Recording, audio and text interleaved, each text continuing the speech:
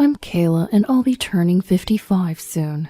I have a son named Nick, and I divorced my husband when Nick was in middle school. The reason was my husband's infidelity. Since then, it's just been Nick and I, but now he's married and I live with him and his wife. My daughter-in-law, Nora, is a very beautiful woman. Initially, I had a very good impression of her, but after living together, her true colors showed.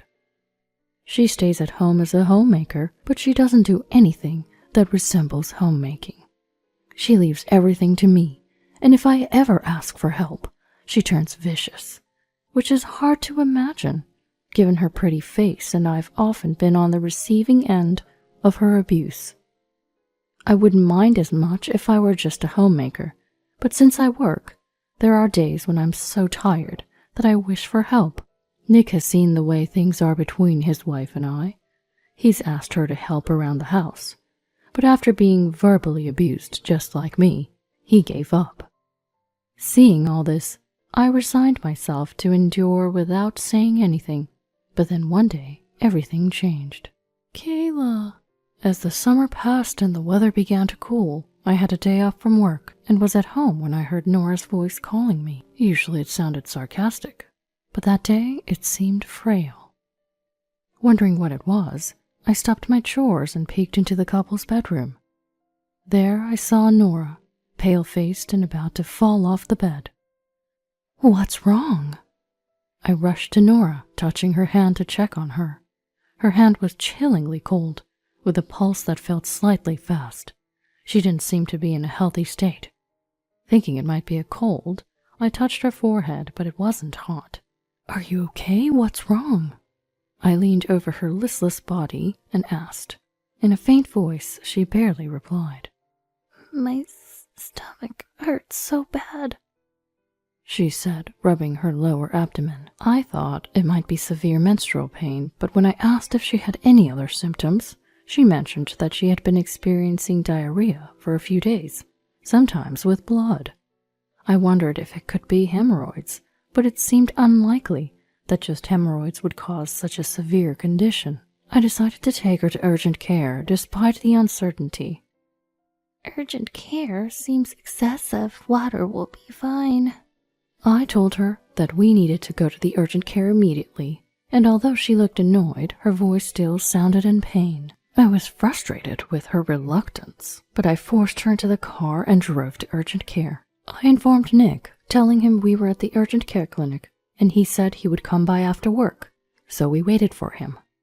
The waiting room was full of people, and it looked like it would be a while before Nora's turn came. Nora chose an empty spot on the long bench and just lay down as if all strength had left her. She must be feeling pretty awful to find it hard to even stay awake. Worried, I kept an eye on Nora while waiting for our turn. How long had we been here? After about 2 or 3 hours, we were finally called into the examination room. It was a struggle, but I managed to help the barely rising Nora to enter with me. That's where the conversation and a series of tests began.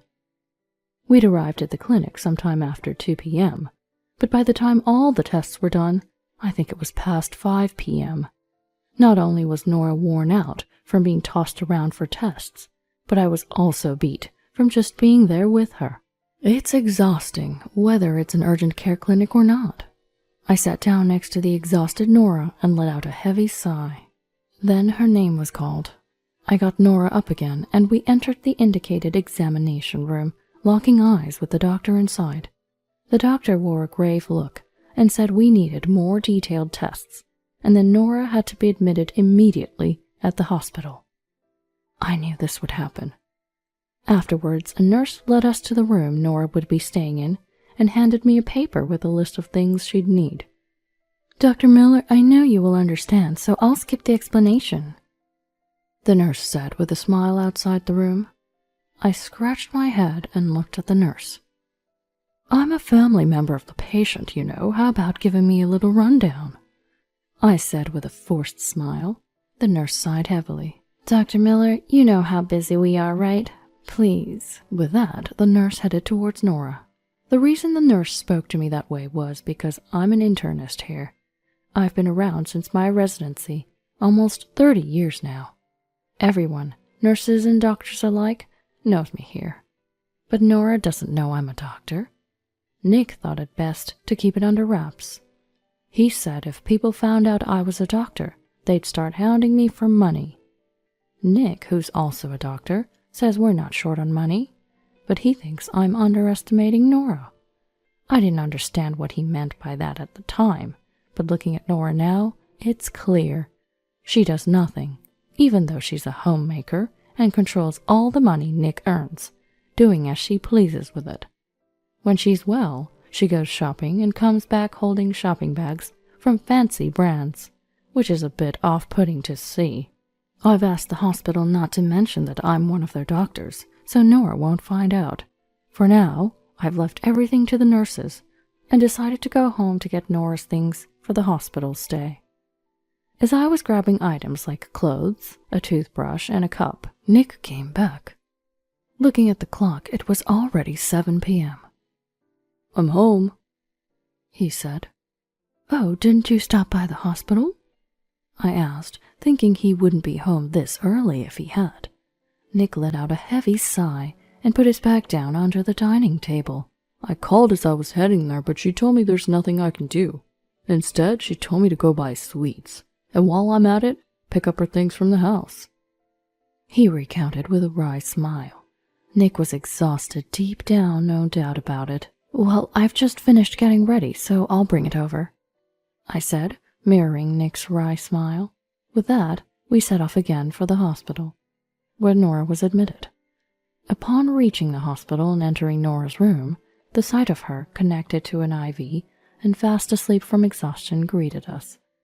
She's truly lovely when she's peaceful, I thought, though I could never tell her that. Nick quietly arranged her things without waking Nora, then sat down on a chair. What could it be? He muttered under his breath. Watching him, I felt his concern. I tilted my head. "From what I've heard, it's hard to say. Let's just wait for the results of tomorrow's colonoscopy and blood tests." Nick nodded in agreement, and we headed home. The next day, I had work, thinking I'd check on other patients while waiting for Nora's diagnosis. At work, another doctor stopped me to discuss Nora's condition. The diagnosis was Crohn's disease. It's an intractable disease with an unclear cause, yet it's also a condition that many people suffer from. It seemed that Nora's condition had worsened, putting her in a serious state. I was frustrated with myself as a doctor for not realizing it sooner. The presence of a tumor also raised the possibility of colon cancer, and we might need to plan surgery. For now, I had to leave it to the other doctor to explain the situation to Nora. After finishing my shift and changing, I couldn't shake my concern for Nora, so I headed to her room, out of my white coat. Inside, I found Nora's mother, Victoria, talking to her. "You'll be fine. This is a big hospital, and the doctor also said you'll be okay." She seemed to be encouraging Nora. I waited for a pause before entering the room. "Nora, how are you feeling?" Victoria noticed me enter and turned my way, her face swiftly turning into a scowl. I was taken aback and stopped in my tracks. "You, living under the same roof and not noticing my daughter's condition? Nick's a doctor, isn't he? You've both been so useless." She lashed out. Her words struck a nerve, but I found myself speechless. Her face turned beet red with her breaths heavy, seeming on the verge of jumping at me.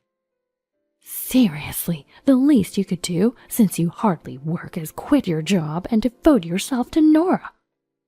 When Victoria noticed my silence, she raised her voice again. "Even if you don't know about my job, nobody has the right to say such things," I thought, feeling a bit offended. But I realized that arguing wouldn't solve anything, especially not in front of a sick person. I simply apologized to Victoria and turned my attention to Nora. Nora seemed to be in a better condition than yesterday. At least her complexion was not poor. However, she looked at me with displeasure. "You seem much better than yesterday," I said with a smile as I approached her, but Nora turned her face away. "Ugh, seeing your face, Kayla, is making me feel sick," Yeah, nobody likes a meager older lady around. Let's send her home. It was clear they didn't care for me at all. Victoria, trying to soothe Nora, who looked ready to curse me out, made me stop approaching any further. I'm sorry, then. I'll be leaving now. With those words, I left the room quickly and closed the door behind me. Feeling a bit upset myself, I headed home. Nick arrived soon after, having visited Nora, and it seemed he had learned of her Crohn's disease. He lamented not noticing earlier, sharing the same sentiments as me. There's nothing we can do about it now. Let's focus on treatment and support her as much as we can, I said to Nick, trying to lift his spirits. He nodded quietly. Yeah, though he seemed unconvinced. Nora began treatment that day, but for some reason, she didn't agree to surgery, opting for medication instead. The doctor mentioned the tumor was rather large and recommended immediate surgery, but she was adamant about not undergoing the procedure. So they turned to me for persuasion, but someone who seldom heeds my advice is unlikely to start now. Despite my hesitation, I've decided to visit Nora again after work. Nora, may I come in? I knocked on the hospital room door and called out to Nora, but there was no answer. After waiting a few seconds, I opened the door slowly and saw Nora watching TV. How are you feeling? I sat down in the chair next to her and asked. Nora didn't look at me or say a word, just kept watching the TV. Wondering what to do next, I continued the conversation. I spoke with your doctor earlier. They say you're refusing surgery? They seem to think it's urgent. Is there a reason you don't want it? It's none of your business. I expected such a response. I could back down, but as a doctor, and as Nick's mother, I couldn't. Don't say that, let's just talk about it. Nora sighed heavily and turned off the TV. She didn't look at me, but stared outside instead. They said it would cost over $30,000, including the hospital stay. So I just thought it was impossible. $30,000? I blurted out in surprise. It's a waste, right? She chuckled through her nose and pulled the blanket over her, but I wondered if she was regretting her words. She certainly seemed to need this. Pondering what to do, an idea struck me. I'll pay for it. That would be all right, wouldn't it? At that, her wide eyes opened even wider to look at me. You can afford that with your non-paying job? It's fine, I have savings, enough to cover this. You're not going to ask for it back later? I won't, so please go ahead with the surgery. I realized I must not have her trust, but this was no time to dwell on that. I just hoped she would accept the offer sincerely. After some thought, she gave a small nod. I smiled, left the hospital room, and informed the attending doctor. I also felt I should tell Nick, so when I got home I did, and his expression turned to one of mild distress. I'm so sorry, I should be paying, but this really helps. Do you not have savings? Understanding he was still young, it was surprising that a doctor of a few years had no savings. When I pressed, his expression grew even more troubled. All the money went to Nora, even the savings. I really don't know what to do now. Watching him bury his head in his arms on the table, I felt sorry for him. You should take charge of the finances. I want to, but she gets angry when I suggest it. According to Nick, she was so modest while they were dating, never fixated on money. But after getting married, she became a different person, quick to anger, throwing fits over trivial matters, and not shying away from spending money. Nick regretted tying the knot, but seemed unable to make the leap to divorce. Maybe he's too kind, thinking that if he just endures, Nora wouldn't have to be unhappy. Then, with Nora's diagnosis of a serious illness, it only made it harder for Nick to consider leaving. Certainly, if he were to propose divorce to a seriously ill Nora now, he'd be met with cold stares. I just told Nick that for now, he should focus on helping Nora get a bit better, and we'd think about the rest later. A few days went by, and on a day when Nick and I both had off, we went to see Nora. Entering the hospital room, Victoria was there too. Hello. As I walked in with Nick, Victoria's glare hardened, but having grown somewhat immune to that look, I approached Nora without faltering. Nick, apparently not used to it, stopped in his tracks and didn't come closer. "How are you feeling?" I looked at Nora, whose complexion seemed a bit off, maybe not feeling well. "I don't know." Her response to my words might be a small sign of progress. I smiled at Nora's words and pulled out a check from my bag. I had put it in an envelope. "Here, this is what I promised you before." As I handed it to her, Nora's eyes lit up. She grabbed it and immediately checked inside. She looked pleased, as if she'd been waiting for it. From the outside, you'd think she loved money, which left me with a wry smile. "What's this?" Victoria, unaware of the money situation, widened her eyes at the check in Nora's hands, then shot a sharper than usual glare my way. "What is this?" "This is for the treatment expenses. Nora was worried about the costs," I replied, wondering if I should have gotten Victoria's permission beforehand, to which she narrowed her eyes and scoffed. "Playing the savior? Don't get ahead of yourself." With that, she snatched the check from Nora's hand and pushed it back at me. Nora whispered a small, "Ah," but quickly looked down when Victoria glared at her. "I didn't mean it that way. I just heard that it would be better to have the surgery as soon as possible." "There's no need. This child is strong and can make do with just medication." "The doctor in charge didn't say that." I wonder why Victoria is so against surgery. It's as if she can't entertain the thought. I look over to Nick, keeping my distance, but he shrugs, seemingly clueless. "Nora says she's fine with it." Turning away, Victoria speaks, and I shift my gaze to Nora. Then Nora looks away uncomfortably. "That's right. I don't need any surgery. Just leave me alone." Despite her agreeing to the surgery earlier, I feel incredibly disappointed. "But what if you have cancer?" "Can you just shut up? I don't want to hear an outsider's opinion." Nick tries to speak up to persuade her, but Victoria cuts him off. "We don't plan to listen to you, so could you please go away?" "Yeah, just go away." As I run out of things to say, Victoria pulls my arm, urging me outside. Nora joins in with a laugh. Nick looks puzzled and troubled. "Please, wait. Mom has gone through such lengths." "Quiet. I married a doctor and ended up with such a quack. You don't earn much, and you're totally useless." At that, Nick's expression changes. Clearly, he's angry. It's bad when Nick, who rarely gets angry, is provoked. I grab Nick's shoulder and shake my head to calm him down. Nick looks at me, biting his lip, barely containing his anger. "Nora, are you really okay with this?" Deciding they won't listen to anything more, I turn to Nora one last time. Nora frowns, but then looks at me with a forced laugh. "I'm fine. Now please take that quack and leave." At her signal, I take Nick's hand and leave the room. Opening the door, a nurse stands there, her face awkward. "That's the situation, so please pass it on to the attending doctor. I don't care anymore. Let her do as she pleases." I tell the frozen nurse, who can only nod slightly. Then I urge Nick to go home, and after that, I head to the director's office to convey something before returning home. Back home, Nick sits at the dining table, not moving, his face full of frustration. Why not just divorce? There's no need to stay after being told off like that. Nora's words had struck a chord with me, too.